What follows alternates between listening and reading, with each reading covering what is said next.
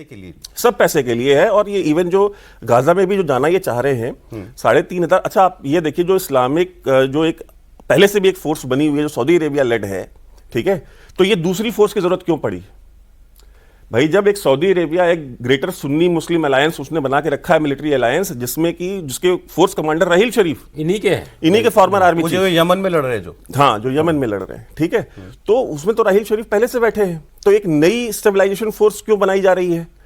क्योंकि यहां पे जो कॉन्फ्लिक्ट जो होगा उसमें पाकिस्तान की फोर्सेस को एक बड़ा रोल देना है, ठीक है। सऊदी अरेबिया के अंदर क्यों देना है इनको रोल? इसलिए देना है क्योंकि देखिए मिडिल ईस्ट में जितनी भी मोनार्कीज हैं या एमिरेट्स हैं वो तो ऑलरेडी उनके ब्लॉक में है वेस्ट के, ठीक। वो मिलिट्री पावर्स नहीं है, वो इकोनॉमिक पावर्स हो सकती है, उनके पास पैसा बहुत हो सकता है, लेकिन मिलिट्री पावर्स नहीं है उनके पास, वो बैटल हार्डेंड फोर्सेस नहीं है। पाकिस्तान की जो आर्मी है वो बैटल हार्डेंड है और उनका अपना एक इतिहास है ब्रिगेडियर ज़ियाउल हक का कि उन्होंने जो है वहां जाकर के 25,000 फिलिस्तीनी पास में भी मारे हैं। तो पाकिस्तान आर्मी एक ऐसी है जो 25,000 फिलिस्तीनी मार सकती है, लेकिन एक अरब मुसलमान दूसरे अरब मुसलमान को मारेगा नहीं मारेगा। अच्छा, ठीक है, अच्छा, इसलिए ये भी एक डाउट है। वो तो मना किया उन्होंने, बिल्कुल ने मना किया तभी ये नहीं। एक पाकिस्तान के जर्नलिस्ट की सर मैंने बात सुनी, आपने ये जो बात कही है इंटरेस्टिंग है कि अरब वाले सोच रहे हैं कि एक अरब मुसलमान दूसरे अरब मुसलमान को नहीं मारेगा, इनको मुला लो। ये यस, क्योंकि पास्ट में भी उन्होंने किया है। साउथ एशिया के मुसलमान जो है ये मार देंगे, कैनन फॉडर है, उनको गोली चलाने के लिए, पैसे के लिए कुछ भी कर देंगे। तो वो पाकिस्तानी जर्नलिस्ट सर ये कह रहे थे कि ये जनरलों ने जो भी सोचा हो, लेकिन उस अपने सैनिक के बारे में जो तुम्हारे लिए सिपाही लड़ेगा उसके बारे में सोचो। अच्छा, पाकिस्तान में तो पैदाइश से ही आपकी रिलीजियस इंडोक्ट्रिनेशन शुरू हो जाती है। उसने कहा कि वो जो हदीसें पढ़ के जो बड़ा हुआ है यहूदियों के बारे में, उसको ज़रा तुम इमेजिन करो, वो इजराइल के सोल्जर के सामने खड़ा है, एक पाकिस्तानी मुसलमान सिपाही बंदूक लेके खड़ा है साथ में इजराइल के यहूदी सोल्जर के सामने। उसके मन में पहली बात तो ये आएगी कि इसको मार के मैं जन्नत जाऊंगा। जिसके साथ खड़ा है उसको मार गया तो उसको जन्नत की सैंक्शन मिली हुई है। कैच 22 सिचुएशन है। वो वहां ऑपरेट कैसे कर सकता है और कितना बड़ा मेस होगा अगर वहां पर मान लो इजरायली तुम्हारे सैनिक को गोली मार दें, तुम्हारे सैनिक इजरायली को गोली मार दें। मुझे उनकी बात बड़ी प्रैक्टिकल लगी। बिल्कुल लगती भी है। सवाल यह है कि उनके लिए निशाना पहला काफिर है, और वो तो काफिर है नहीं, हमास वाला। तो भाई उनको इजरायली को मारना हो कोई दिक्कत नहीं है, तो हिंदुस्तानी को मारना हो कोई। ये तो जो बलोच है, पश्तून है और जो सिंधी हैं, ये कौन से काफिर हैं? उनको भी नहीं मारते हैं। अफगान कौन से काफिर है, उनको नहीं मारते हैं। वो मारते हैं। दो अलग अलग चीजें हैं। देखिए, जिस तरह का रिश्ता उनका इजरायलियों से है, यानी उनके मजहब को लेकर या जो कहिए, उनको उसमें यहूदी दिखता है सर, सीधे सीधे। वो और हिंदू को छोड़ के बाकी के साथ वो थोड़ा सा हो सकता है डिस्कशन। वो इस्लामिक जो आइडियोलॉजी है वो वहाँ काम नहीं करती अफगान के खिलाफ। वो टेरिटरी की लड़ाई है, वर्चस्व की लड़ाई है। यहाँ जो है कैलिफेट की लड़ाई है, यहाँ इस्लामिक आइडियोलॉजी की लड़ाई है।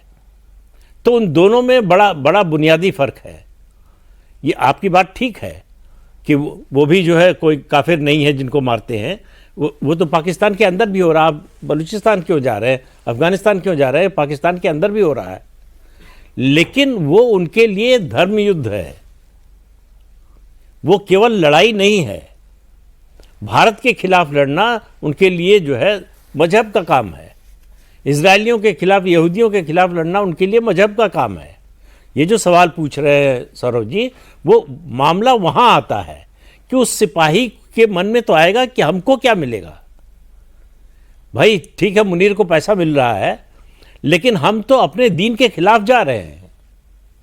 जो उसको बचपन से रटाया गया है उसके ठीक उल्टा आप उससे करवा रहे हैं।